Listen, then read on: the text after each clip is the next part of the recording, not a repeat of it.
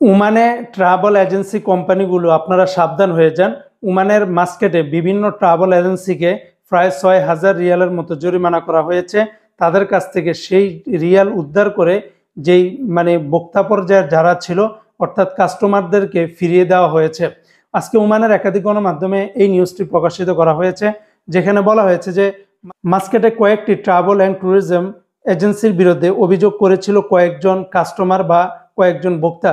তো এজেন্সিগুলি যেসব ভ্রমণ প্যাকেজ তারা বিক্রি করেছিল, ডিল করেছিল কাস্টমারদের সাথে, সেগুলি চুক্তি অনুযায়ী ঠিকভাবে সেবা দিতে পারেনি।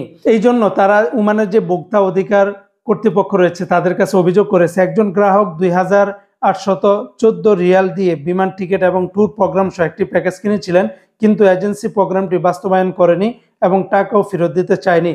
আরেকজন কাস্টমার ১৪৪০ রিয়াল দিয়ে সম্পূর্ণ পর্যটন প্যাকেজ কিনেছিলেন, সেটিও দেওয়া হয়নি।